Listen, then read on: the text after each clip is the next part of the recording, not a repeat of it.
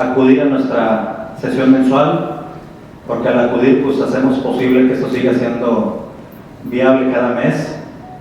Vamos a tocar un tema muy interesante, muy divertido, muy entretenido, de mucha importancia para todos, y siempre lo hemos visto nosotros como un tema, además de interesante, dicen los urólogos que se dedican a esto, que es un problema vascular bastante relevante, y ellos dicen metafóricamente que la disfunción eréctil es la ventana del corazón, y me parece bastante adecuado por la cantidad de personas con enfermedad cardiovascular que sufren de este problema.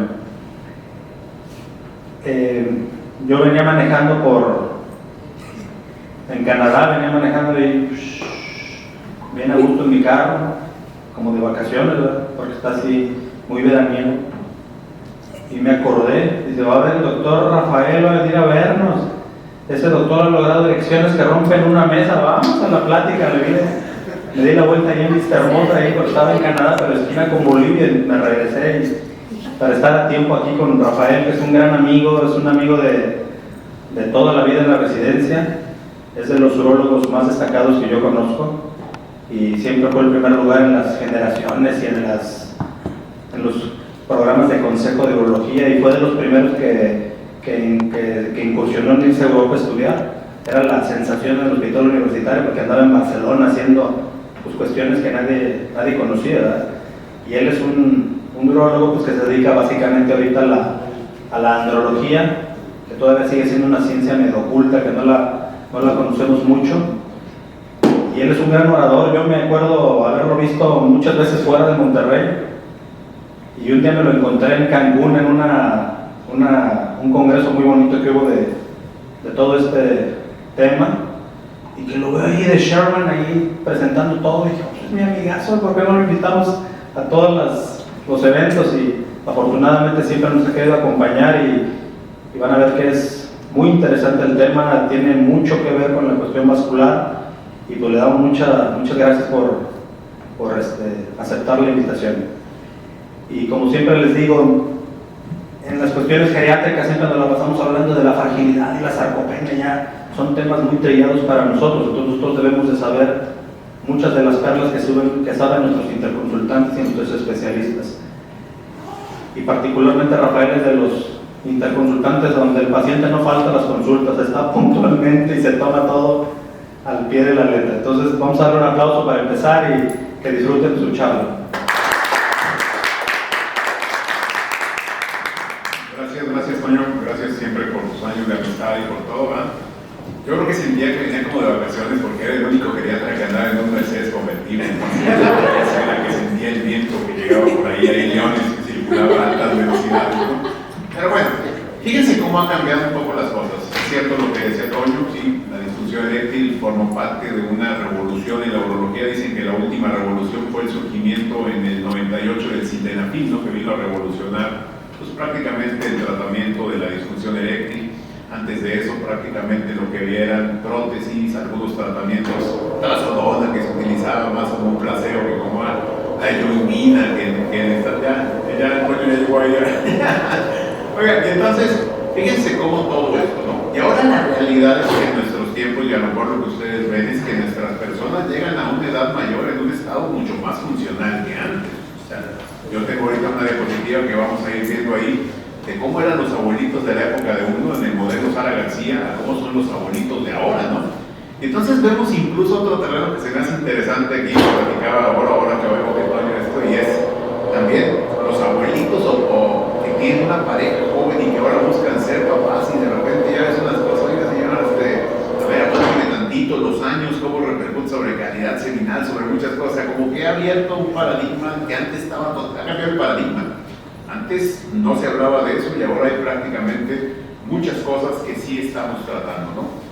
Ahora, la realidad de esto de la disfunción eréctil también es que no queremos volver al paciente a una erección para, como decía Toño, romper mesas o algo, ¿no? Pero tampoco queremos ser el médico que llegue y don Juan ya rendió mucho, ya rendió. No queremos ser el resignador, ¿no? Yo creo que el punto correcto es saber qué esperar, qué hacer y poder a partir de ahí ofrecer algo realmente, ¿no? Entonces, les decía yo que la época de la disfunción eréctil en general ha ido cambiando un poquito. No sé, ¿quién quemó aquí algo? No, aquí estoy viendo yo una pantalla, pero déjame ver qué. Bueno, ahí no está pasando, pero ahorita a ver. Entonces, fíjense lo que nosotros decíamos, es, no queremos, o sea, en esto ha ido cambiando mucho las cosas, ¿no? El paciente está interesado en el tema, el paciente está buscando, y muchos de los pacientes que antes no se animaban a buscar tratamientos, porque decían, yo no tengo para una prótesis, no quiero que me inyecten el pene, no quiero algunas cosas así, pero si a lo mejor el intento puede ser con un medicamento tomado con una alta eficacia, pues puede ser que yo le entre y me apunto, ¿verdad? Si me sirve algo, pues está bien. Porque aquí está, tengo izquierdo, lo vuelvo a quitar, a ver si pensamos que vuelva a hacer. A ver si lo detecta de nuevo. Ahí está, y ya afortunadamente ahí está. Entonces, realmente el paciente se empezó a apuntar. Fíjense cuál es la realidad. Pues, ¿qué les voy a enseñar a ustedes? Esto hasta me da pena a mí porque de repente pues, ustedes son los expertos más en esto. Esto yo lo tomé de un suplemento que aparecía en Reforma. Fíjense lo que decía, México envejece, es una realidad. Estamos viviendo más años, estamos teniendo más, pero también es cierto que vivimos mucho de la etapa final de la vida con muchas limitaciones, con a veces comorbilidades y con muchas cosas, ¿sí? Y lo más triste que yo les digo es todavía cuando llegas a las tiendas y todo y ves a la gente mayor con una necesidad imperiosa de seguir trabajando, y es lo que a mí me genera a veces mucho resentimiento porque tienes manteniendo a los otros niños de gratis y tienes al adulto mayor trabajando de paquetero de algo que es un trabajo digno, pero qué pena tener todavía con esa necesidad que trabajar a esos años y todo. Pero bueno, venimos a lo mejor de un paradigma totalmente contrario en eso, ¿no? Fíjense cómo está esto que decía aquí. Voy a mover aquí un poquitito, espero que no. Entonces les decía yo, fíjense cómo dice esto, cada vez más viejos. Y fíjense cómo va a ir incrementando prácticamente la edad, cómo ha incrementado el índice de envejecimiento, cómo está la esperanza de vida. Y luego fíjense algunas cosas, 38 adultos mayores por cada 100 niños y jóvenes. Esa creencia de que éramos un país de población joven ya no es. O sea, tenemos una pirámide que poco a poco se ha ido invirtiendo, ¿no? ¿Qué otro es? 11 años con mala salud para mujeres mayores y 8.5 años para varones mayores. O sea, sí es cierto, vivimos más, pero también no tenemos a veces una calidad de vida buena en esos años finales. 13% de los adultos mayores no son derechohabientes de ningún programa de salud. Y a veces eso limita el acceso a tratamientos, medicamentos cada vez más costosos, y eso hace que la disponibilidad no sea tan alta, no sea tan buena. Este es otro punto que a lo mejor ustedes conocen mejor que yo, las cifras son tomadas de ese artículo, pero hablaban de que hay un déficit importante de especialistas para atender a la población mayor. Y luego hay otra cosa que veo es que a veces, fíjense, una cosa importante es que dices, no solamente es que haya pocos geriatras, sino que a veces entre los mismos médicos no tenemos la cultura de que el médico que maneja integralmente al paciente mayor es el geriatra, con un abordaje multidisciplinario y todo, pero todavía somos reticentes a andar ahí. Y eso es algo que, fíjense lo que decía aquí, no sé si la cifra sigue siendo válida ahí, pero 2.700 geriatras ahora, 9.000 para el 2040, y solamente hay 600 geriatras en ese de referencia, decía, 600 certificados solamente en México, ¿sí? Ahora, ¿qué otra cosa? Fíjense, hay más mayores de 60 años de edad que menores de 5 años de edad en México, ¿sí? La esperanza de vida en 2015, 74.5 años, y en el 2050 será de más de 80 años, ¿no?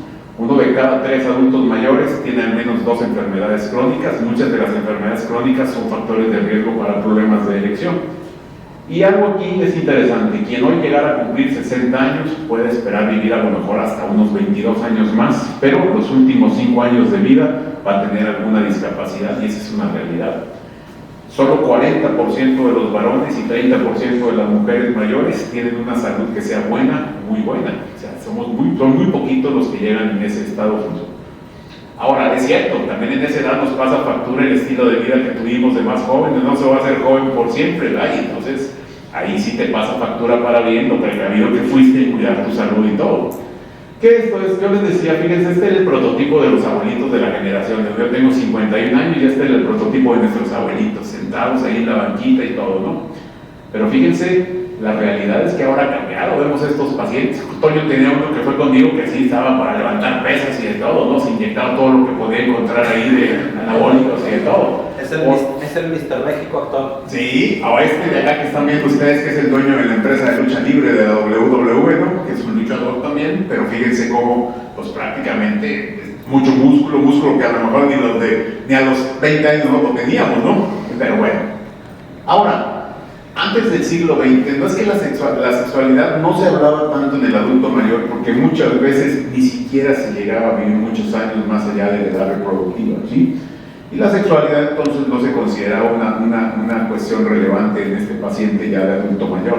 Y el incremento de la esperanza de vida, pues lo que ha hecho es que el hombre y mujer deseen preservar una parte de su vida sexual porque es un complemento en general, o sea, siempre está, nunca está de más, ¿sí? Entonces, si tú creas una expectativa realista y todo, el paciente creo que se va a sentir mejor teniendo este aspecto cubierto también, ¿no? Con los años disminuye la actividad sexual, y muchas veces no es que al paciente le deje de interesar, lo que pasa es que empieza a tener muchas veces el problema de la erección, ¿sí? Y entonces dice, pues mejor ni le busco. Y entramos en un juego donde a veces las dos partes de la pareja, ¿no? La señora también tiene a lo mejor, pues por el mismo hipoestrogenismo, tiene también disminución de lubricación, alguna vaginitis atrófica, genera dolor, y entonces se cae en un juego que mejor ni le buscamos, ¿no? Ahí sigue cada quien por su lado, ¿no? ¿Qué otra cuestión?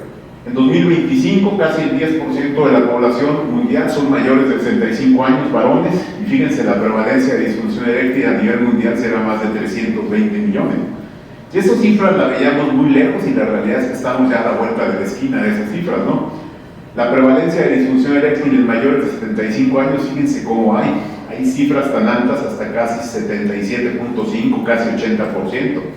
Si se acuerdan, la prevalencia de disfunción eréctil, el estudio clásico es el estudio de Massachusetts, el estudio del Melaking Study de Massachusetts, que era 52% de los varones mayores de 40 años tenían algún grado de disfunción eréctil, y en el de México se encontró con la misma metodología un estudio del doctor Ugarte, del Ángeles del Pedregal, que encontró que había 55%, ¿sí? La mitad, prácticamente uno sí, uno no tenía un problema de disfunción eréctil.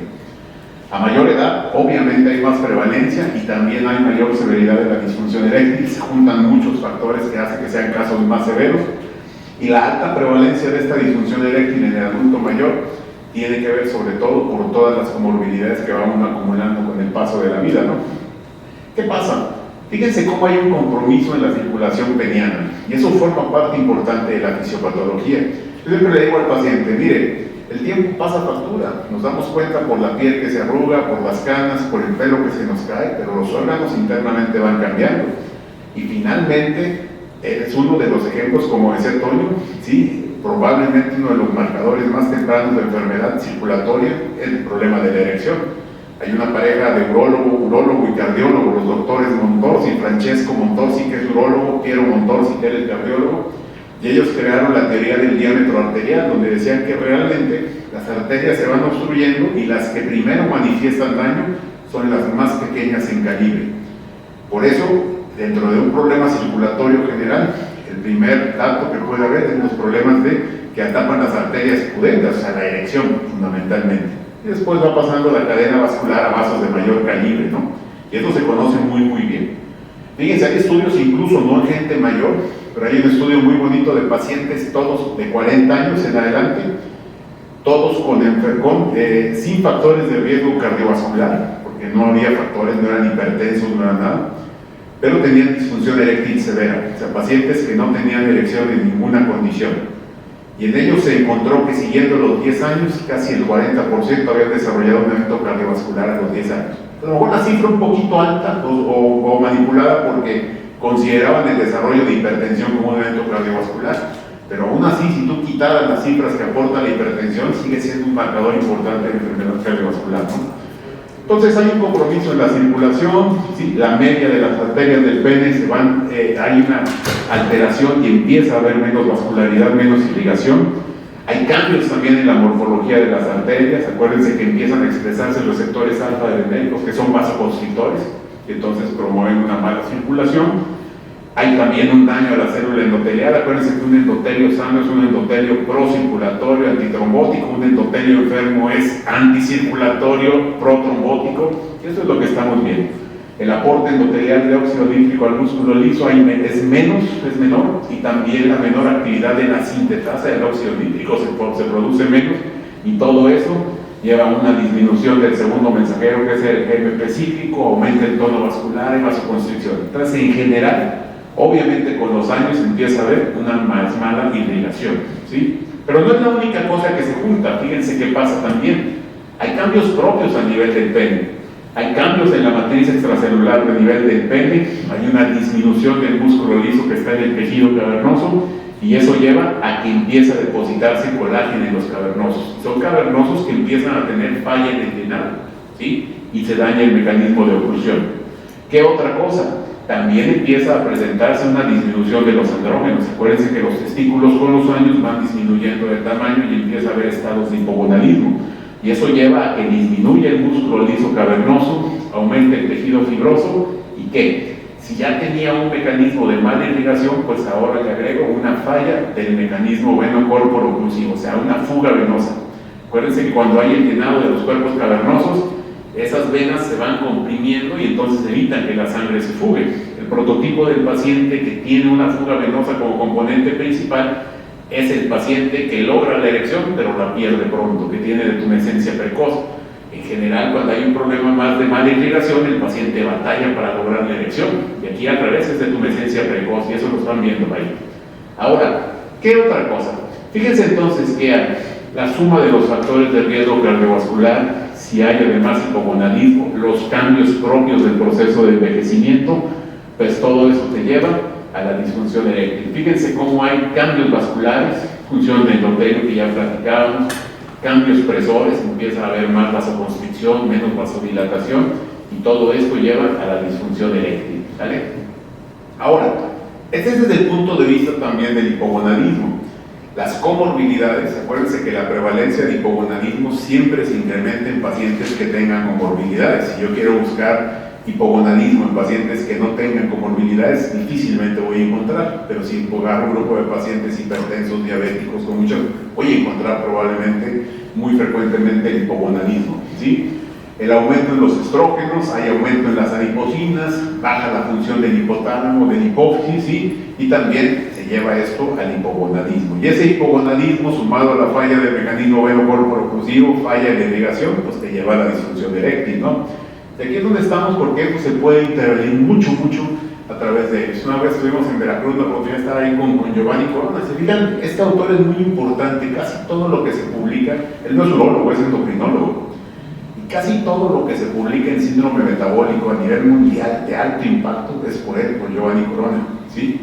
Que vamos, tenemos una anécdota con él, porque le digo, ¿cómo puede ser alguien muy famoso? Pero a nosotros la señora se la hizo de emoción a él enfrente, fíjense. La señora en una cena en Veracruz nos dijo que ella pensaba que él andaba con su jefe porque el jefe le hablaba y a las 3 de la mañana le contestaba para escribir un paper y para todo. Entonces le dije, no, aquí ya la cosa está muy tensa. Para que vean que aún siendo una autoridad mundial en algo, la señora te puede poner a mano, ¿sí? Pero bueno. Ahora, ¿qué otra cosa? Fíjense muy bien, la evaluación del adulto mayor es una evaluación que radicalmente no difiere mucho de lo que deberíamos de hacer en una buena consulta, ¿sí? Pero fíjense cómo ha cambiado las cosas. A veces al paciente le llama la atención, oiga, le voy a checar la presión. El urologo checa la presión también. Pues sí, ¿no? O sea, la verdad es que fíjense cómo hemos cambiado, ¿no? Muchas cosas, las hemos hecho muy mal. Pero a mí me asusta mucho cuando veo estudiantes de medicina, independientemente de la universidad, que vengan desde las públicas muy baratas hasta las privadas carísimas, y a veces en quinto o sexto año de medicina, ¿qué le pregunto? Pues ¿cómo que le preguntas? Pues ¿qué se pregunta para hacer una historia clínica? Es increíble, ¿cómo no? Y la pandemia vino a agarrar mucho de eso, estamos peor ahora, ¿sí? Entonces, bueno, por ahí va. Ahora, la historia clínica ayuda a entender la condición eréctil, ayuda sobre todo a identificar que haya comorbilidades, ¿sí? Una historia sexual que también ayuda a identificar un poquito la historia de la causa de la disfunción eréctil. Hay información acerca de la relación actual, cómo está el estado emocional, el estado físico del paciente, cuál es el papel que juega la pareja, porque la pareja puede ser un potenciador del tratamiento o puede ser un bloqueador del tratamiento. Entonces tenemos de repente pacientes que la señora por atrás debe estar diciendo, dígale que no hay nada. Entonces, que es tremendo. Imagínense si va a haber una disponibilidad para probar un medicamento para lupus, probablemente no vamos a encontrar ese apoyo, ¿no?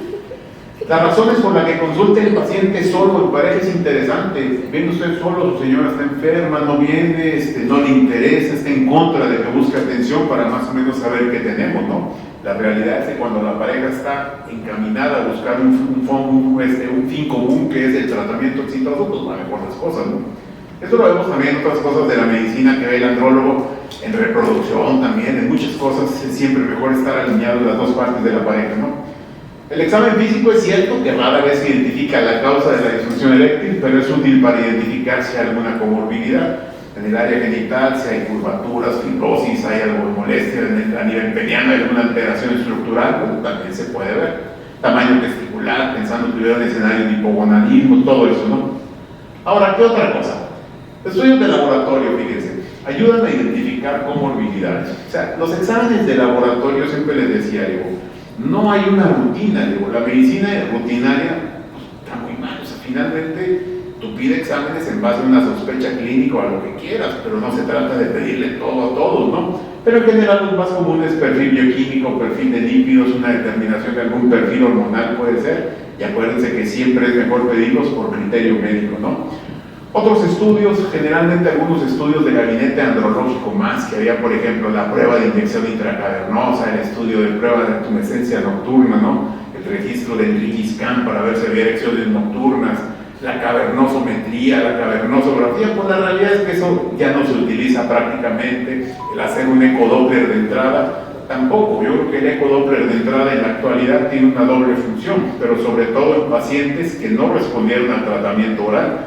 Y la intención es ver también cómo se comportaría esa inyección en el sentido de como tratamiento. Entonces al paciente cuando le pidan un ecodoppler, díganle también, regístrame por favor cuánto tiempo después de la inyección tuviste la erección, cuánto te duró la erección, ¿sí? Y si incluso a las condiciones lo permiten y todo, y es posible mantener actividad, tenla para ver qué tal se comporta la erección en ese escenario. Y entonces no solamente me va a dar prueba del valor de la presión sistólica, presión diastólica, sino que también, ¿sí?, de la velocidad de pico sistólico, velocidad de pico diastólico, me va a dar finalmente también una intención de ver cómo se comportaría como tratamiento de inyección intracavernosa, ¿no?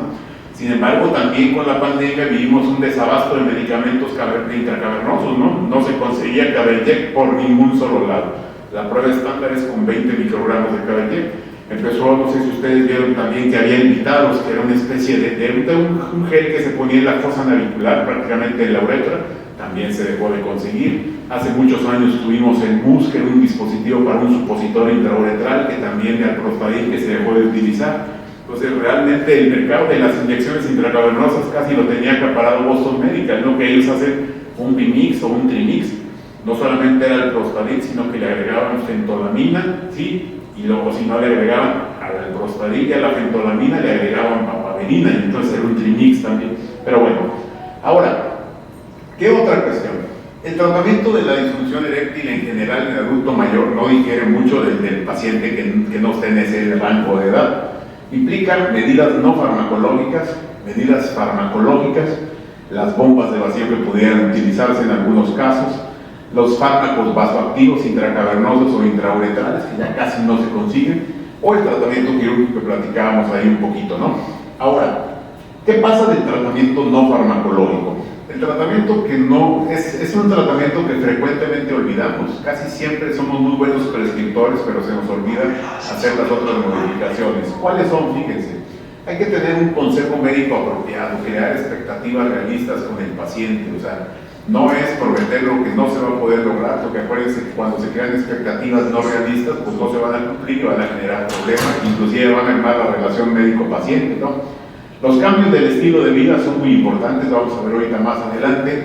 ¿Y qué les puedo contar a ustedes donde sus pacientes a veces que llegan sacan una lista que parece un pliego ahí de medicamentos que toman, ¿no? Creo que ahora la vida se nos ha simplificado muchas veces porque antes checar las interacciones era muy complicado y ahora la verdad es que ayudándote de alguna página de internet, de Medscape o de alguna vez puedes tener o programas, pues las interacciones, algunos programas de expediente electrónico, incluso ellos mismos se detectan si hay alguna asociación, alguna interacción peligrosa, ¿no? Pero siempre cuidado con la polifarmacia, ¿no? Ahora, ¿qué hay acerca del consejo médico? Lo platicábamos. Expectativas realistas, ¿sí? Hay que ser muy, muy realistas. ¿Qué se puede y qué no se puede? ¿Sí? Después, los fármacos. Los fármacos no van a curar la disfunción eréctil. Acuérdense que curar la enfermedad de disfunción eréctil es un concepto muy, muy optimista, pero que pocas veces lo logramos. Realmente la mayor parte de los tratamientos para erección se convierten en tratamientos sintomáticos que alivian el síntoma de la falta de erección. Pero aún así, si agregamos los cambios de estilo de vida y todo lo demás, podemos contribuir a que haya más una curación que solamente un tratamiento paliativo del síntoma, ¿no? Y acuérdense que los medicamentos suelen favorecer las erecciones en pacientes que no tengan comorbilidades importantes o en pacientes que teniéndolas las tengan controladas, ¿no? ¿Qué otra cuestión? Revisar las opciones de tratamiento con el paciente y su pareja. El médico dictador que ponía esto y se tiene que tomar esto, a veces ya no está tan fácil. Hay que ver cuál es lo que el paciente necesita y si el paciente también considera su preferencia, ¿no? Hace muchos años, cuando aparecían los medicamentos tomados para la disfunción eréctil, se pusieron de moda los estudios de preferencia, ¿no? ¿Cuál prefiere, este o este? ¿Y por qué lo prefiere? ¿Por qué dura más? ¿Por qué da más rigidez? ¿Por qué no tiene eventos adversos? ¿Por qué le cae mejor? Entonces, siempre es importante que si el paciente está de acuerdo en el tratamiento y ya le ayudó en la selección, es probable que tenga mejor apego y mejor eficacia, ¿no? La elección del tratamiento lo platicamos, uno como médico solamente creo que hay que poner las opciones, tratar de encauzar las cosas, pero que el paciente tome una participación muy activa en la decisión del tratamiento, ¿no? Los cambios del estilo de vida que tan fácil se dicen, pero que tan difíciles son de repente. Hay 0.63 veces menos riesgo de disfunción eréctil, ¿sí? En pacientes que son activos que los que son sedentarios, ¿sí? Fíjense qué importante es. Si yo quiero solamente tratar la disfunción eréctil con el medicamento inhibidor de fosfodiesterasa 5, puedo mejorar 39% más o menos en esa serie si solamente doy el medicamento. Si al medicamento yo le agrego instrucciones de hacer ejercicio, de modificar estilo de vida, el efecto se puede ir hasta un 78%, o sea, casi lo duplico, ¿sí? Y eso es importante tener en consideración. 40% más riesgo de disfunción eréctil en pacientes con obesidad. Y acuérdense que si yo logro hacer que baje 10% del peso corporal, incrementa la sensibilidad a la insulina, mejora los niveles de testosterona. Hay estudios muy interesantes de la doctora Catherine Esposito, que es una gente que más sabe probablemente en el mundo de esto, y se ve cómo la testosterona sube solita, sin darle medicamentos, solamente como consecuencia del cambio de estilo de vida, e incluso las medidas de las escalas de función eréctil mejoran solamente, aún sin dar un inhibidor de fosfodiesterasa 5, fíjense. Ahora, ¿qué otra cosa? Fíjense, los cambios de estilo de vida. La dieta mediterránea es benéfica, obviamente. Acuérdense que nosotros aquí tenemos una dieta muy americanizada que a veces no es la más apropiada en eso, tratar de poder platicar con el paciente de lo mejor para la dieta. Fíjense cómo en el tabaco hay una ley de cero tolerancia prácticamente. O sea, inclusive el paciente que es exfumador llega a tener siempre un riesgo que anda 1.3 veces casi más alto que el que nunca ha fumado. O sea, aún el estatus de exfumador te lleva a un nivel más alto de riesgo, y en fumadores activos 1.5 veces más riesgo de disfunción eréctil. Fíjense cómo el alcohol también disminuye, el reducir el consumo disminuye importantemente el consumo el riesgo de disfunción eréctil. Aunque, por ejemplo, las recomendaciones aquí le dan un trato diferente, por ejemplo, a 2 copas de vino tinto al día, donde tiene un efecto procirculatorio y benéfico, ¿va? Pero la realidad es que no tenemos la mayor parte de las veces, al menos aquí en Monterrey o en México, no tenemos una cultura de comer con el vino como la tiene a lo mejor el europeo, ¿no? ¿Qué otra cuestión? El consumo moderado, lo platicábamos ahí, de vino tinto exclusivamente, no aplica ni para el rosado ni para el blanco, ¿no? Por los taninos, fundamentalmente es el efecto antioxidante, el resveratrol también. Eleva el HDL, eleva la disponibilidad de óxido nítrico. Frutas, más vegetales, granos enteros, legumbres, menos carne roja. Aquí tenemos una dieta muy dependiente de la carne roja. Las grasas saturadas, menos del 10% del total de calorías consumidas en 24 horas. Evitar las bebidas con azúcar añadida, pero aquí somos el lugar donde más refrescos consumimos, ¿no? O sea, realmente también es cierto eso, ¿sí? ¿Qué otra cuestión? Del consumo de alcohol, máximo 1 a 2 bebidas por día de vino tinto. Pero la realidad es que aquí somos más cerveceros que, ¿sí? Aunque allá nos andan queriendo quitar las cerveceras, no quieren sacarlas ya fuera de Monterrey, pero bueno. Y el consumo de tabaco, suspenderlo. Y ahora hay muchos pacientes que le digo, bueno, ¿cómo nos gusta jugarle como aquel que decían del tío Lolo, ¿no? Que se hacía el tonto solo? ¿Por qué? Porque ya no fumo, doctor, pero ahora tengo vapeo. ¿Sí? Pues finalmente, digo, es cambiar la vía de entrada, pero si tiene nicotina, pues es exactamente lo mismo, ¿no? De hecho, hay muchos estudios recientes que hablan que el papel del vapeo sigue siendo extraordinariamente de riesgo, igual tanto pulmonar como lo que quieras, y quieras jugarle al tío Lolo, ¿no? Ahora, ¿qué otra cuestión? Los cambios en la medicación. Fíjense, yo les digo que ustedes ven y que les puedo contar a ustedes que son los que ven esto, pero hay pacientes que a veces siguen teniendo prescripciones por tradición, ¿no? El paciente toma medicamentos y, oye, ¿y por qué sigue tomando ese? Pues que nadie me dijo que lo quitaran. Entonces el paciente a lo mejor ese medicamento ya ni lo necesita, pero lo toma porque pues toda la vida lo ha estado tomando.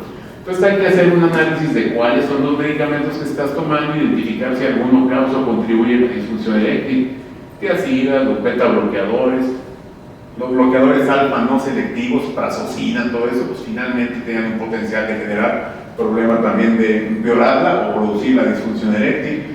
Fíjense, los tricíclicos, como son muy importantes, ocasionan bajo deseo hasta en 7 de cada 10 casos que lo toman, y la disfunción eréctil hasta en 6% de los pacientes que lo toman, ¿sí?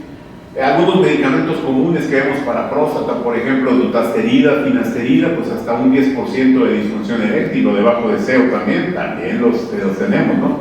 ¿Qué otra cuestión? Afortunadamente, en muchos casos se puede ajustar el medicamento, que puede sin dejar descubierta el tratamiento de la enfermedad que le ocasiona tomar ese medicamento, se puede tener razonablemente alguna opción para sustituirlo, ¿no? Las drogas, fíjense, no sé si les ha pasado, pero ahora vemos muchos pacientes que no fumo, no tomo, pero sí consumo marihuana, cigarrito diario o consumo pan, pues cada vez se ha vuelto como más. Entonces, las drogas recreativas, marihuana, cocaína, anfetamina, opioides, todas son enemigos de la erección. Acuérdense que la cocaína es un enemigo de la circulación importantemente, y todas ocasionan disfunción eréctil, y hay que tratar de poder establecer con el paciente que es un factor de riesgo importante. Hay un estudio bien interesante del efecto que tienen las drogas lícitas en la urología y en las vías urinarias. Es impresionante el efecto que tienen sobre vejiga, sobre muchas cosas, ¿verdad? Ahora, el tratamiento con inhibidores de fosfodiesterasa 5 en el adulto mayor realmente no es muy diferente al de otro rango de edad. Acuérdense que los inhibidores de fosfodiesterasa 5 amplifican la señalización intracelular, producen un acúmulo del GMP cíclico, el segundo mensajero, ¿sí?, en el músculo liso cavernoso, en las arterias tenianas, y favorecen la llegada de sangre, ¿no? En el adulto mayor, acuérdense que la producción de óxido nítrico endógena está disminuida por los factores que ya platicábamos, y en general la respuesta es menor que en el paciente más joven, que tiene un endotelio más sano, ¿no? Sin embargo, también vemos los pacientes, los jóvenes ancianos, les digo yo, que son los pacientes, por ejemplo, diabéticos desde muy temprana edad, que a los 30, 35 años tienen una circulación malísima, ¿no? Entonces, bueno, vemos pacientes de repente así también de ese escenario, ¿no? Educar bien al paciente sobre el uso correcto del medicamento es indispensable. Afortunadamente ya cada vez damos más instrucciones y mejores instrucciones, pero al principio, cuando había mucha venta libre, o que todavía sigue habiendo, el paciente a veces dice, oye doctor, estoy mal, me tomé un Viagra de 100, estuve esperando 1 hora y con un cubo de erección 2 horas y me dormí y se acabó. ¿Alguien le dijo que había que tener estímulo? Nadie, ¿sí? Oye, yo me tomo el tadalafil diario, 5 miligramos, bueno, ¿y a qué horas te lo tomo? No, pues me lo tomo un día en la mañana, no sé si me acuerdo que lo tomo el otro día en la noche. ¿Alguien le dijo que había que tener periodos de 24 horas lo más exactos posible para que fuera bien? No. Oye, es que yo me gusta ir a cenar el cabrito, me como un cabrito y todo, luego me tomo un Patrick y resulta que no funciona. ¿Alguien le dijo que bajaba la concentración importantemente con comidas abundantes? No. Oye, yo me lo tomo, pero ¿sabes qué? Los 10 minutos que me lo tomé no hay erección ni nada, pues entonces, a pesar de que hay estímulo, oye, ¿alguien le explicó cuánto tiempo había que transcurrir entre la toma y el intento? Pues no. Entonces hay que tener siempre instrucciones lo más correctas posibles, ¿no? La eficacia global a demanda, más o menos, acuérdense que yo les digo, las preguntas en general de las escalas de problema de erección eran, una, primero, si tuviera algo de erección, pero acuérdense que ese es un parámetro de éxito muy limitado. Segundo, si había penetración, que era un poquito más estricto, que era la pregunta 2, a lo mejor del perfil de encuentro sexual, Pero la realidad es que aún teniendo erección, si tienes y teniendo una penetración, si pierdes la erección pronto, pues no va a permitirte un coito exitoso o satisfactorio. Entonces realmente la escala es la pregunta 3 del perfil de encuentro sexual, que es la erección que logró le permitió mantener un coito exitoso o satisfactorio. Ese es un parámetro de calidad. Y esa es la pregunta que debe considerarse como la real eficacia de estos medicamentos. Y aquí 60-70% razonablemente bien con inhibidores de fosfodiesterasa 5, ¿sí? Y si yo tengo un paciente que no responde a demanda, con instrucciones, tratando de explicar bien las condiciones del contexto en el que tiene que ser el uso del medicamento, se puede rescatar un porcentaje muy importante de casos que no respondieron al tratamiento a demanda, ¿no? ¿Qué otra cuestión? Siempre la recomendación es empezar con las dosis submáximas, o sea, es mejor ir de abajo hacia arriba. Escenario contrario, a lo mejor al paciente diabético, donde casi siempre es mejor ir de arriba hacia abajo. Empieza aventando caballería, sobre todo en el paciente más joven que es diabético, pero aquí en general es más bien ir, ¿por qué? Porque acuérdense también que el metabolismo de los medicamentos y todo es mucho más disminuido que el paciente más joven. Entonces creo que puedes ir empezando subiendo tú y haciendo una titulación de la dosis como me vaya siendo necesario, ¿no? 30% de los adultos mayores con disfunción eréctil no responden al tratamiento a demanda, ¿sí? Requisitos para considerar que sea un no respondedor, ¿sí? Que el uso del medicamento sea con condiciones apropiadas, que cuando menos haya probado 4 ocasiones diferentes el medicamento, ¿sí? Entonces sí puedo considerar que es un no respondedor verdadero. Y entonces puede ser candidato a recibir tadalafil diario.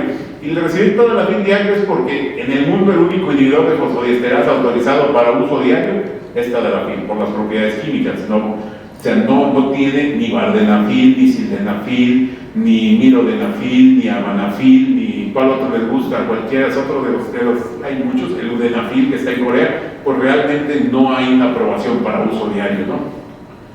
Ahora, la elección del inhibidor de fosfodiesterasa 5 debe ser por el paciente. Tenemos que explicarle cuánto tiempo tarda en hacer efecto, cuánto tiempo dura el efecto y qué perfil de eventos adversos tiene, porque los eventos adversos son muy marcados dependiendo del tipo de medicamento. Por ejemplo, Levitra, que ya casi no se consigue, el vardenafil, ideal para tapar la nariz, o sea, tapaba la nariz muchísimo. Por ejemplo, sildenafil, ideal para ponerte rojito, para que el paciente se asustara que le estaba dando el infarto, que le estaba subiendo la presión, ¿sí? Tadalafil, muchos pacientes refieren mialgias o de repente una sensación con algunos pocos lumbalgias, pero la lumbalgia, les digo, en la lumbalgia pocos pelos pero bien peinados. ¿Por qué? Porque hay muy pocos casos, pero los que tienen lumbalgia por tadalafil, uno podría apostar en algunos casos que tiene una hernia de disco o algo, y resulta que no era nada más la lumbalgia por el tadalafil, ¿verdad? Entonces todos tienen su evento ahí importante, ¿no? Hay uno, por ejemplo, el amanafil, que no está en México. El amanafil, su gracia es que tiene el periodo de intervalo más corto entre toma e intento, ¿sí? Entonces en España había un poquito de broma porque en España te decían, ese permite el aquí te pesco, aquí te mato, rápido lo toco y aquí cae. Entonces, bueno, pues cada uno tiene. Ahora, ¿es mejor uno que el otro? Si el parámetro es de eficacia, la rigidez, todo, pues la realidad es que son muy parecidos. Pero si a mí me gusta ese aquí te pesco, aquí te mato, pues es mejor amanafil que vardenafil. Si algo que te decía, y acuérdense que los laboratorios no son hermanas de la caridad, los laboratorios finalmente te buscan, son como acá el ídolo de Tony, ¿no? Que de repente buscan cómo defender una estrategia, ¿sí? Y entonces te quieren meter una cifra que es diferente. Entonces, ¿qué te decían de vardenafil? El inhibidor fosfodiesterasa 5 más potente. ¿Mentira? No. Los laboratorios no dicen mentiras, pero dicen verdades a medias. No hay una mentira. Bioquímicamente es el más potente. Clínicamente es el más eficaz. No. Clínicamente es igual que los otros, pero bioquímicamente sí. Entonces de repente también tienes que saber cuál es la realidad para poder ver que no es lo mismo una potencia bioquímica que una eficacia clínica, ¿no? Pero bueno. Ahora, la principal diferencia entre los niveles de fosfodiesterasa 5 es la duración del efecto, finalmente. Acuérdense que el efecto andaba en el rango de 5 o 6 horas en el caso de sildenafil y vardenafil, y en el caso de 36 horas para tadalafil cuando se usan a demanda, ¿no? ¿Okay? Ahora, todos en general tienen un perfil de seguridad muy bueno, la tasa de abandonos realmente sigue siendo en los estudios menor del 2%, ¿sí? Y por evento adverso, ¿sí? Porque acuérdense que el paciente, ustedes se acuerdan de investigaciones, muchos de ustedes lo han estado en investigaciones, Un evento adverso es cualquier cosa que le pase al paciente desde que firmó el consentimiento informado. Si yo firmo un consentimiento informado aquí, salgo y en la escalera me fracturo la pierna, va a aparecer como evento adverso fractura de tibia. Que no tenga relación con el medicamento es otra cosa, por eso vemos de repente eventos adversos así medio raros, ¿no? Entonces realmente por abandono por evento adverso del medicamento menos de 2%, ¿sí? La principal causa de abandono de ellos es fundamentalmente la falta de eficacia, ¿no? Y antes en algún momento, por ejemplo, llegó a ser también a veces el costo. Son medicamentos que se volvieron costosos, especialmente a lo mejor la opción diaria de tadalafil era costosa. O sea, el paciente lo percibía. O sea, un mes de Cialis todavía, si yo quiero ir a comprar un mes de Cialis original en farmacia, pues me va a costar casi 2,000 pesos por un mes de 5 miligramos. Entonces todavía el paciente, y si estamos hablando de un grupo de pacientes que a veces vive de una pensión o de algo, pues, sí implica un gasto importante, ¿no? Ahora, este es un estudio interesante, fíjense, son 4.500 pacientes con disfunción eréctil en China, ¿sí? 4.200 completaron el estudio, 3.800 sildenafil porque era el que tenían ellos disponible, ¿sí? Y fíjense, este es un interesante porque, fíjense los resultados en mayores de 60 años, aquí hay cifras específicamente para el adulto mayor, 107% de mejoría en el puntaje del índice de función eréctil, en la función eréctil, ¿sí? 83% en la escala de rigidez, ¿sí? Y 116% en la pregunta 13. La pregunta 13, fíjense cuál es. ¿Qué tan satisfecho está con su vida sexual en general? Es una pregunta a lo mejor más general, pero pues, la verdad es que parece que está impactando el tratamiento en población mayor de 60 años, o sea, no es pacientes jóvenes. Otro metaanálisis de estudios de tadalafil, por ejemplo, diario contra demanda, ¿sí? Ahí están todos los estudios. A mí me tocó la suerte de trabajar en algunos de esos estudios, algunos de ellos, como parte del grupo investigador, desde cuando se probó la dosis 2.5, 5, 10 y 20 que tomaban todos los pacientes y se decidió que la dosis de 5 era la buena. La realidad es que independientemente del uso a demanda o diario, ¿sí? Sigue siendo una muy buena opción. 1.8 puntos más de índice de función eréctil con el diario contra demanda. La realidad es que es una diferencia que es estadísticamente significativa, pero no clínicamente significativa. Acuérdense que la diferencia entre un grupo y otro es qué tan diferente es en estadística, pero no necesariamente implica que eso el paciente lo perciba. Acuérdense que una diferencia de 4 puntos en el índice de función eréctil es más o menos lo que impacta en que el paciente pueda notar una mejor respuesta o no clínicamente, ¿no? ¿Qué otra cuestión? Estos son estudios donde están todos los inhibidores de fosfodiesterasa 5 que hay, tadalafil, vardenafil, avanafil, todos están por ahí. La gráfica en la columna horizontal en el eje horizontal son los eventos adversos, sí, y en la vertical son la eficacia.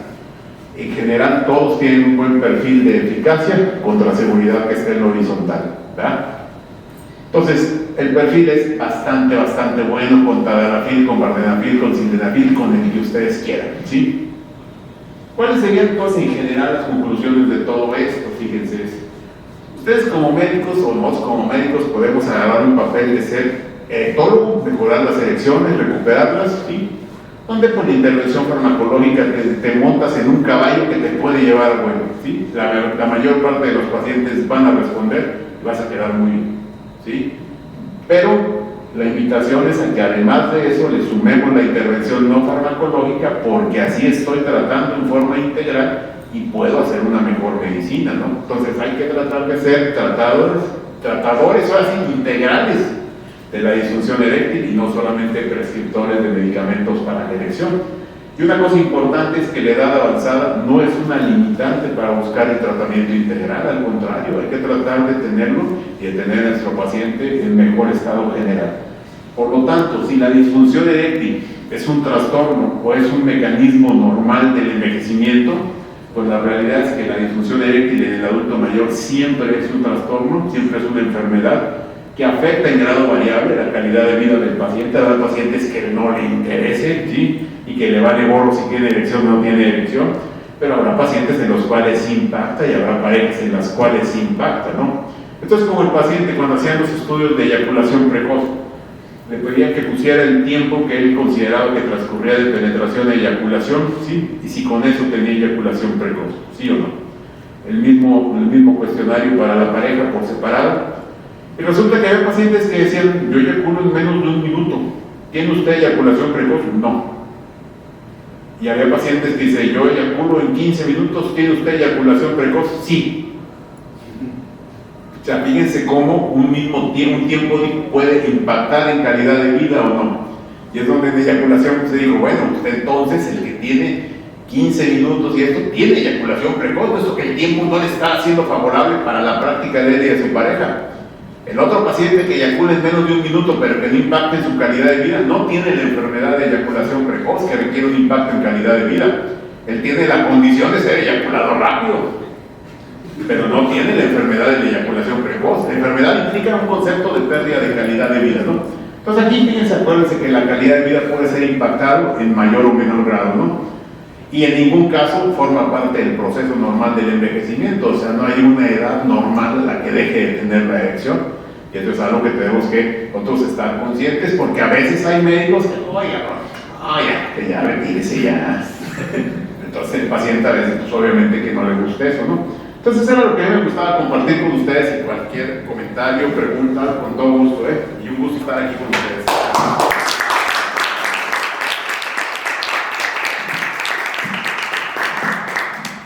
Oye, Rafael, el primo de un amigo.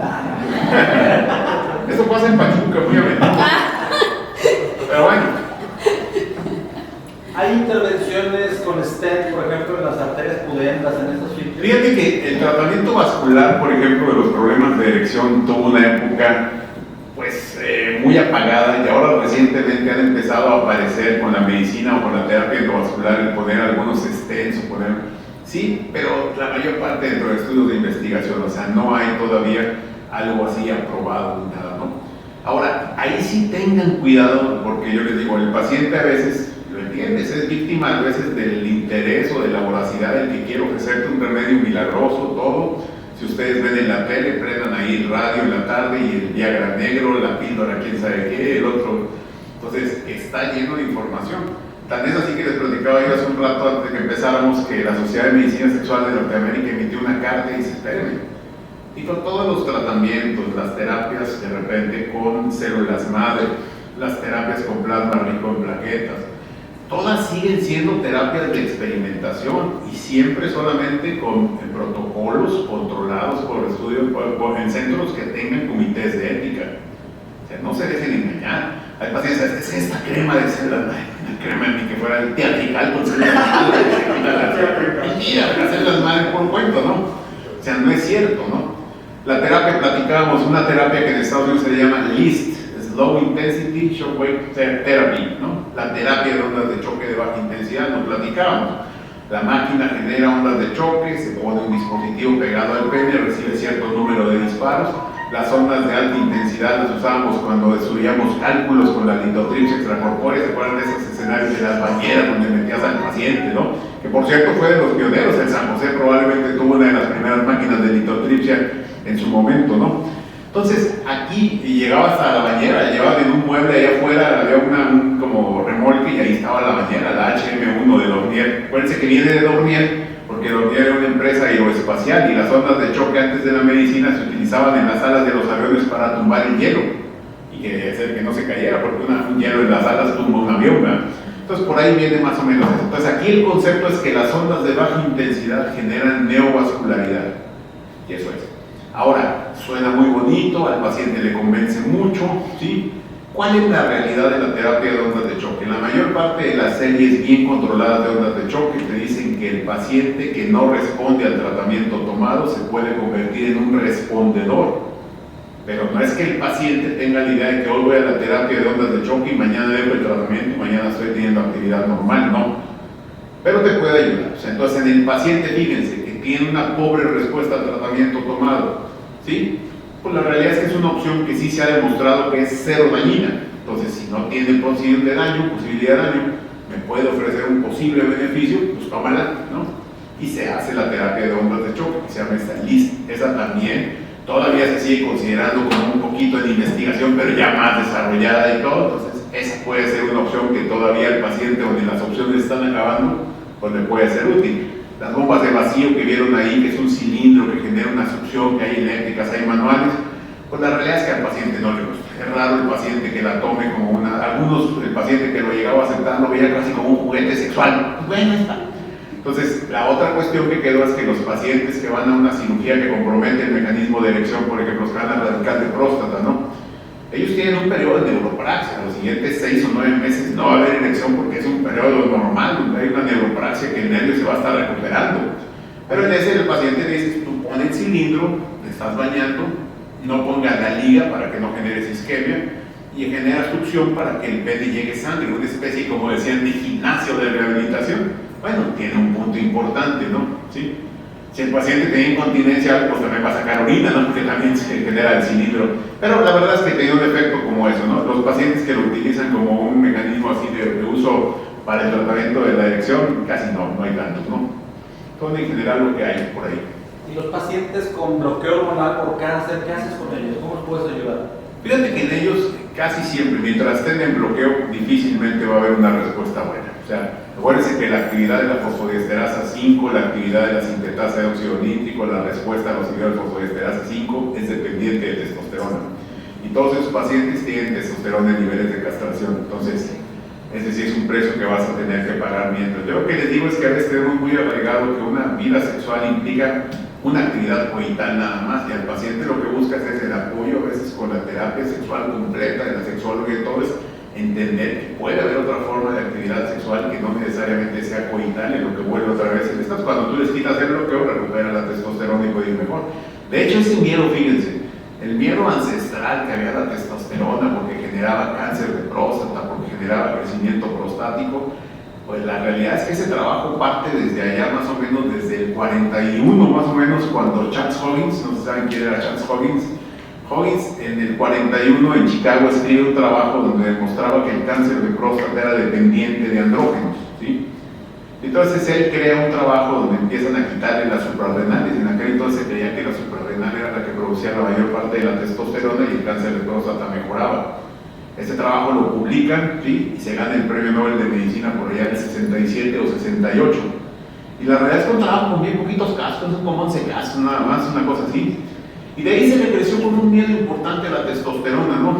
Y hasta que la parte moderna empieza a tener gente que empieza a trabajar en esto, yo creo que la gente que más sabe en el mundo de testosterona es Abraham Morgentaler, que es un cuate joven que está en Boston, en Harvard. Y él lo que describió es una teoría que se llama la teoría de la saturación de receptores. Y esto lo ponía en ejercicio como de un escenario, de un foro de conciertos o algo. O sea, aquí hay 5,000 butacas. Van a entrar 5,000, si afuera hay 100,000, me vale gorro, nada más hay 5,000 lugares. Afuera puede haber 200,000, puede haber 1,000,000, nada más hay 5,000 lugares y se acabó.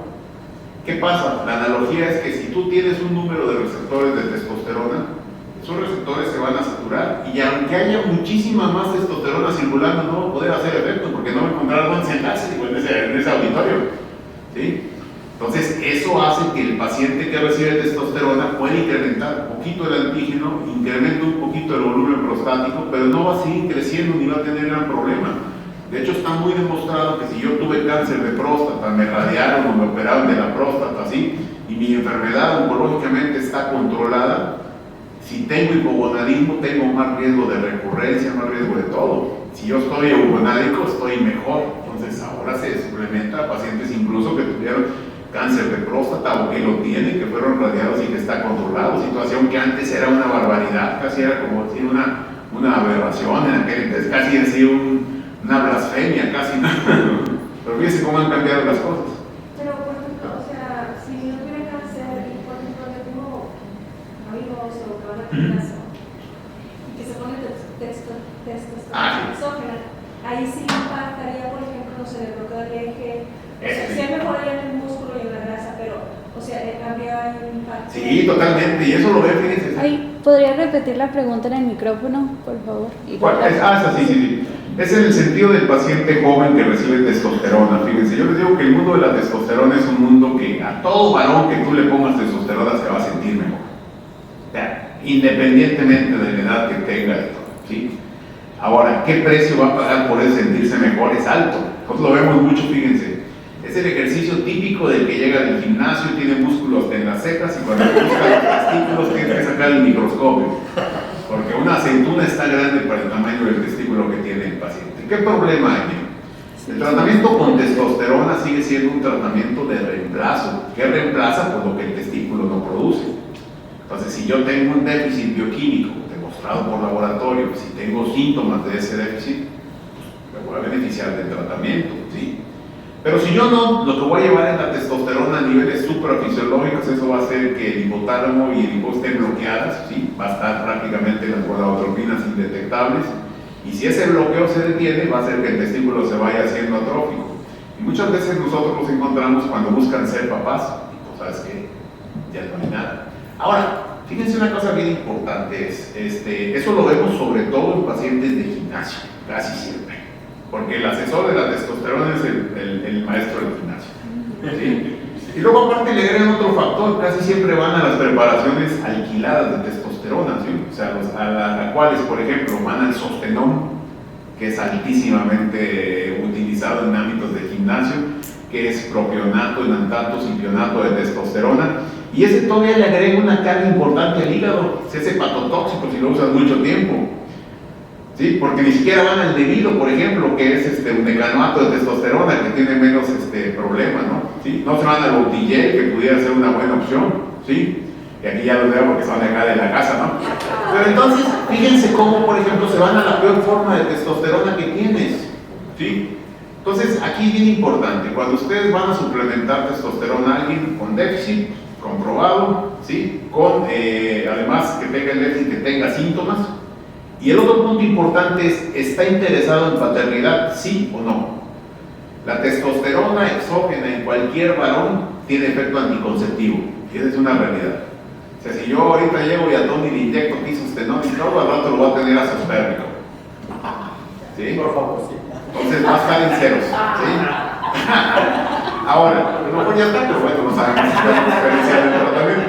Entonces, fíjense qué importante, y eso les platico porque hace muchos años la Asociación Americana de Urología hizo una encuesta entre urólogos, fíjense qué vergüenza, y le preguntaba a los urólogos si el dar testosterona a un varón incrementaba la fuente espermática, y 35% de los urólogos, mostrando la total ignorancia, dijeron que sí. Fíjense. Entonces, ahora, si yo tengo un paciente que tiene una necesidad de subir la testosterona, pero que además está interesado en paternidad, busco caminos para mejorar la testosterona endógena, que puede ser un antiestrógeno, ¿sí? Puede ser tamoxifeno, puede ser raloxifeno, puede ser clomifeno. Busco un inhibidor de la aromatasa, ¿no? Que puede ser anastrozol, que puede ser letrozol, o busco de plano estimular con gonadotropina, más FSH recombinante o alguna otra cosa, ¿verdad? ¿Sí? ¿Perder peso? ¿Para qué? ¿Perder peso para subir el peso? Sí, también, pero no alcanza a ser así tan significativo así como parece, pero sí lo puede ser, ¿no? Ahora, esa es la clave. Si yo voy a paciente ya no esté interesado en esto, bueno, entonces yo voy a suplementar, voy a tratar un hipogonal. Yo tengo muchos pacientes, por ejemplo, tratados en muchos escenarios de por vida, pero por un Klinefelter, por ejemplo. Síndrome de Klinefelter, varones con fórmula cromosómica 47XXY, testículos chiquititos, azospérmicos, todo. Bueno, ahí los tienes. Y ahí la suplementación de grado médico son dos las opciones en México que te llevan a buen camino. Una es testosterona de larga duración, que es un decanoato inyectable, 1000 miligramos cada 3 meses. Yo soy 1000 miligramos cada 3 meses, ¿sí? Es una inyección que en Estados Unidos se ha batallado para la aprobación, porque hay casos de repente donde hubo problemas de demandas por embolismo graso por la inyección. Ya ven que los gringos son muy acelerados, en algunas cosas son muy alarmistas y en otras cosas son muy descuidados, ¿no? Bueno, pues esta la tienen bloqueada y no, aquí no, si lo utilizamos de repente, es un decanato de testosterona de 3 meses, la primera dosis, la segunda a los 3 meses, o incluso en casos más severos, la segunda dosis va a las 6 semanas. Y el otro camino es el Outillel, que el Outillel también es una buena cosa. El Outillel es un gel de testosterona, se aplica en la parte externa del brazo, en la parte externa del hombro, ¿sí? La realidad es que se puede utilizar, es un sobre diario generalmente, la dosis se aplica, se lava las manos para no andar pasando ahí testosterona al resto de la población, ¿sí? Deja secar 10 minutos, que no se acerque ya a la veladora, porque si no San Judas le puede aventar un flamazo ahí. Testosterona dentro del rango fisiológico con las menores variaciones posibles, y tanto el Outillel como el debido la llevan a buen nivel, ¿sí? Algunas otras preparaciones, por ejemplo, Sostenón, cada 3 semanas. Hay un fenómeno que hay, el fenómeno de donde hay el testosterone crash, que le llaman, que es que cae súbitamente la testosterona, el paciente a veces empieza con síntomas. Hay una cosa muy socorrida por los ginecólogos. Ay, Dios, me cuidan de los ginecólogos, fíjense qué pasa. Los ginecólogos de repente tienen una idea de las señoras ponerles implantes de hormonas bioidénticas y andrógenos, y le ponen hasta a veces testosterona a la señora para mejorar también el deseo sexual y todo, ¿no? Bueno, ya el varón ellos llegan de hermana de la caridad y le ponen también testosterona. Los implantes de testosterona en México no están disponibles, ni están aprobados ni por COFEPRIS ni por nada. Se consiguen porque los fabrican en Querétaro, ¿sí? Entonces, no saben ni qué tengan. En Estados Unidos sí hay implantes de testosterona que se utilizan, aquí está. Entonces, de repente llegan y metiendo de su cuchara. Yo he visto algunos casos donde un primo de un ginecólogo, fíjate, fue con el ginecólogo, especialista en reproducción, el ginecólogo. Entonces, a mí me lo había mandado para que lo valorara porque iban a hacer una inseminación, sobre todo por factor femenino. La verdad es que está muy bien, sin ninguna bronca, tiene una cuenta espermática bastante buena y todo. El día que llega la muestra, azospérmico. Gran tragedia. Oye, la medicina no es así de que a ver, ahorita está azospérmico ni nada, algo pasó, repite la muestra, azospérmico, hace un perfil hormonal. Entonces cuando me llevan los resultados, yo oye, que se adoraba y que todo, me digo, oye, ¿por qué te agarras ahí? ¿Qué te pasó? ¿O qué? Dijo, no, es que mi primo, y decía el nombre, ya creo que mi primo me inyectó unos, pues con una aguja gruesota y me dejó ahí algo que hasta por cierto me sigue doliendo, pues sabe que ya hace mucho tiempo. Unos implantes de testosterona. El perfil hormonal, LH, FSH indetectables, testosterona viene arriba, pues hacen un arresto, espérate 6 meses va a mejorar. Pero fíjate, error grande, ¿no? O sea, ¿para qué te metes en todo eso? ¿No? En Estados Unidos hay muchas formas de suplementación, hay parches. Yo por los parches tuve la oportunidad hace muchos años de usarlos en Barcelona. El problema del parche era que cuando lo retirabas mandabas el parche a patología porque ahí sí hubo una biopsia de piel muy buena. Ahí se le bajaba el hormón la piel. Entonces no era nada bueno. Hay, por ejemplo, una testosterona que tiene Lili que se llama el Axiron, que es una testosterona que se aplica en la axila. Tú dices que la axila no se andas arrimando a nadie, entonces ahí a lo mejor pues ahí puede estar y andas dando axilazos ahí para pasar la dosis. Hay una testosterona de unas formas como de obleas que se ponen en el carrillo, sí, también. Sí. Hay una testosterona intranasal, que pues es una buena vía de intranasal, el problema es que da unas rinitis muy severas. Entonces cada una tiene sus ventajas, tiene sus desventajas, ¿no? Pero ese es el mundo de la testosterona. Pero sí, cuidado, es muy dañina cuando no se usa adecuadamente, ¿no? ¿Quién es candidato a una prótesis? Candidato a una prótesis depende el que de plano tiene una disfunción eréctil vascular demostrado, que no ha respondido a ningún tratamiento y el punto más importante, que la puede pagar. Porque realmente sigue un tratamiento extraordinariamente complicado a veces por cuestión de costos y todo, ¿no? Pero sí, pero sobre todo aquí desde el punto de vista médico, que no haya respondido a ningún tratamiento y que tenga una disfunción vascular importante. O fíjense, ahora por ejemplo, hay pacientes que están implantando prótesis en algunos estudios y esos son pacientes que tienen priapismo. Pacientes con priapismo isquémico, sí, que tienen ya muchas horas de evolución, ellos les implantan la prótesis prácticamente resolviendo el episodio del priapismo, lo resuelven un día y a la siguiente semana están operando la prótesis. ¿Sí? Les hacen una resonancia con contraste de que prácticamente el tejido cavernoso quedó bien dañado y todo, y una vez lo ponen, dicen ellos que poner la prótesis prácticamente así inmediatamente te evita que haya fibrosis y te hace más fácil poderla colocar que más adelante. Pero ya son casos muy excepcionales. Yo creo que el principal enemigo de las prótesis es sobre todo costo en el medio, ¿no? ¿Cuál sería el valor ideal ya de testosterona ya en un paciente que tiene hipogonadismo? Fíjate aquí, por ejemplo, tú buscas llevarlo al rango medio normal. Esa es tu meta. O sea, de tu valor que tú veas, porque acuérdense que la testosterona la pueden medir en nanogramos por decilitro o nanogramos por mililitro. La mayor parte de las pruebas de nanogramos por mililitro andan en el rango entre 3 y 10, lo normal, ¿sí? Y en cambio ya en el rango de nanogramos por decilitro se va al rango, lo normal anda por ahí hasta 700, 800, por ahí, dependiendo de la prueba que tenga. Entonces siempre chequen eso para que no se confundan, no es lo mismo nanogramos por mililitro que nanogramos por decilitro, ¿vale? Pero el rango medio es donde tú lo buscas. La seguridad cardiovascular de los inhibidores de la fosfodiesterasa. Muy buena, la verdad es que estaban, cuando se pensaba, fíjense muy bien, hace muchos años cuando empezaba el temor de los pacientes. Pero fíjate, es un temor infundado, yo les digo, porque a veces tenían miedo cuando empezó lo del Diana, se murió por el corazón y por todo. Yo le decía siempre a los estudiantes, digo, a ver, yo le decía en aquel entonces, ahora ya suena muy anticuado, pero yo decía, me voy a comprar los tenis de Michael Jordan, me voy a jugar básquetbol como enajenado porque están poseídos por Michael Jordan y caigo muerto de un infarto. ¿Me mataron los tenis? Pues no, me mató mi mala salud cardiovascular que se evidenció por los tenis. Está viejito, que no tenía buenas reservas, echaba eso, se sentía poseído por Andrés García. Finalmente la actividad sexual, pues es una actividad física, ¿no? Con mayor o menos estilo, pero es una actividad física, finalmente. Pues ahí cae. No lo mataba eso, lo mataba. Ahora, el miedo de repente a la salud cardiovascular, y esto, yo les decía, fíjense, había un inhibidor de fosfodiesterasa 5, ¿sí? Que se tenía hace muchos años una perspectiva de que era una buena cosa hasta para invertir. Era el SLX2101, una molécula 2101 de Sulfex Loix, que se llama el laboratorio. Y era el primer inhibidor de fosfodiesterasa 5 que se estaba probando para uso de salud cardiovascular, fíjense. O sea, ¿qué iba a pasar? Que decían que era una hiper mega aspirina.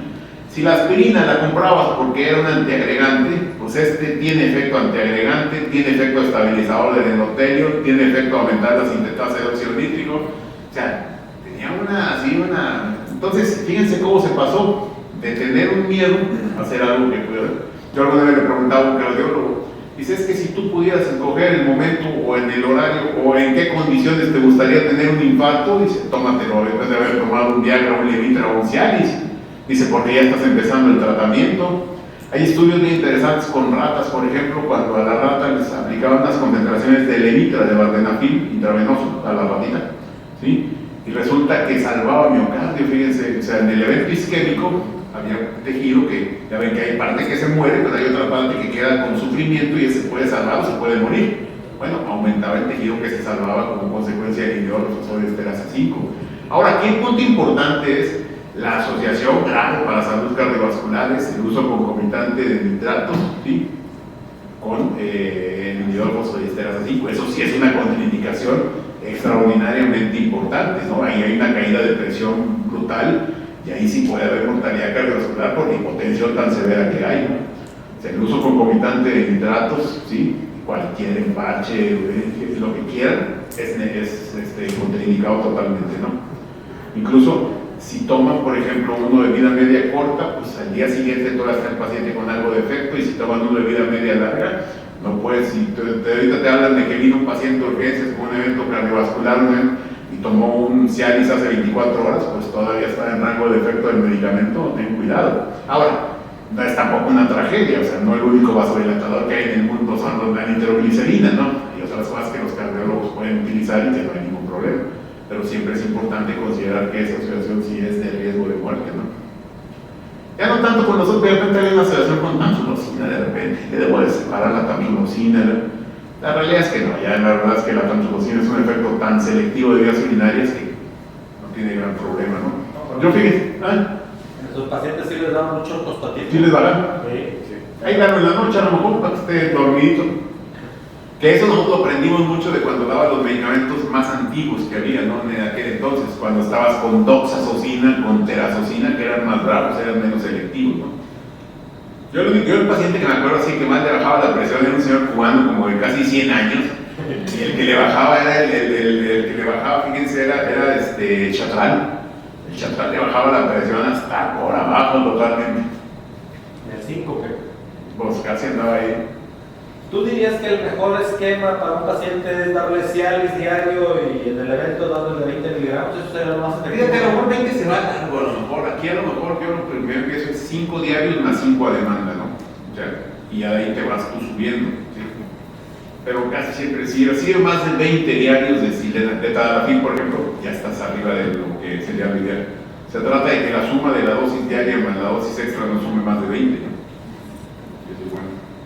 El impacto clínico que tienen los niveles de recaptura de serotonina en líquido y disfunción eréctil, porque vi tricíclicos, pero eso casi no lo usamos. Fíjate que los niveles de captura de serotonina no en los tanto artículos sí problema. viene como que mencionado, pero en la clínica no. Fíjate que en la clínica no es así tan considerable el efecto ni nada, ¿no? De hecho, hemos tenido mucha experiencia usando el nivel de captura de serotonina, sobre todo por la eyaculación precoz, ¿no?